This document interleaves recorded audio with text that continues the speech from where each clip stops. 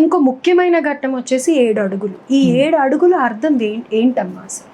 7 అడుగులు మన ధర్మంలో ఇప్పటి వరకు చాలా ధర్మాలు వివరించుకుంటూ వచ్చాము. అందులో సప్తపది అంటే 7 అడుగులు సన్నికళ్ళు మీద పెట్టి నడిపిస్తూ ఉంటారు చాలామంది, లేదా అడుగులు అడిగేసుకుని నడుస్తూ ఉంటారు.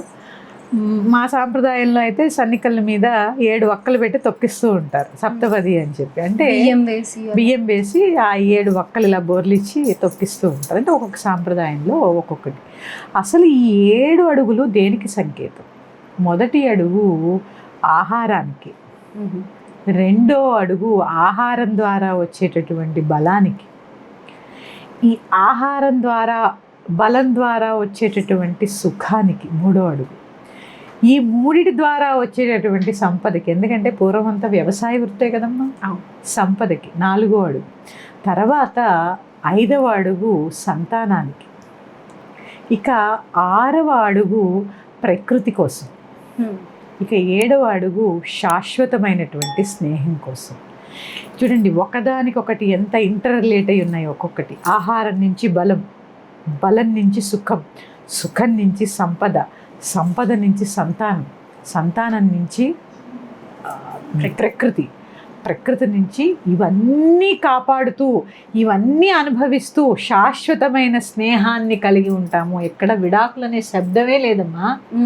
కష్టం వచ్చినా సుఖం వచ్చినా నాకు నువ్వు నీకు నేను అనేటటువంటి ఒక ప్రామిస్ ఈ సప్తపది.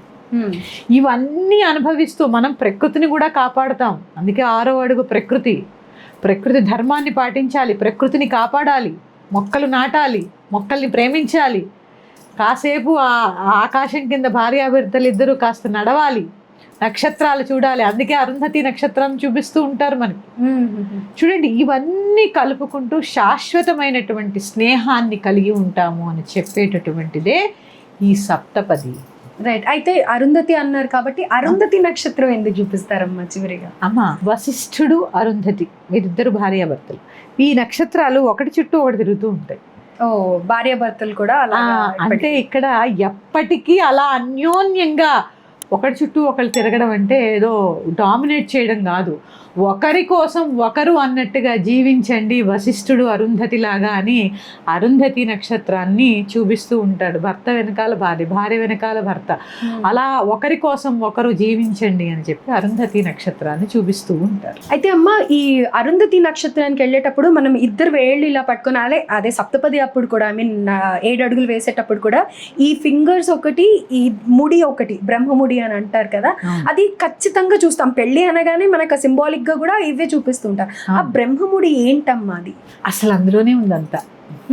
కానీ ఇదే వేలు, చిట్టుకని వేలు, దీన్ని ఏమంటారు? కనిష్టం అంటారు. చివరిది అంటే చివరి దాకా ఒకరినొకరు విడిచి ఉండము అని చెప్పేదే ఈ చిటికెన వేలు పెట్టుకోవడానికి సంకేతం. ఇక బ్రహ్మముడి కూడా అలాగే కొంగుముడి, కొంగు చివర వేస్తారు. భర్తని కొంగుకు ముడేసుకున్నావా అని అనేసి అని అంటూ ఉంటారు. కాదమ్మా, చాలా తప్పు. చివరి వరకు ముడి అంటే ఏంటి? ముడివడినటువంటి బంధాన్ని చివరి వరకు కలిగి ఉంటాము అని చెప్పే సంకేతమే ఈ బ్రహ్మముడి. అందుకే లలితా సహస్రనామంలో ఉంటుంది ఆ బ్రహ్మ గ్రంథి అంటారు. ఆ గ్రంథి అన్నా కూడా ముడే, గ్రంథి అన్నా కూడా ముడే. ఈ ముడిని మేము ఎప్పటికీ విడిపోయేలా ఉండము, జీవితాంతం పెన వేసుకుని ఉంటాం. ముడి ఎలా ఉంటుంది? ఇట్లా ముడేసామనుకోండి ఒకటికొకటి పెన వేసుకుని ఉంటాయి. అందుకే ముడి ఏదైనా పెట్టి కొంగిలా ముడేస్తాం, అది జారదు బయటికి.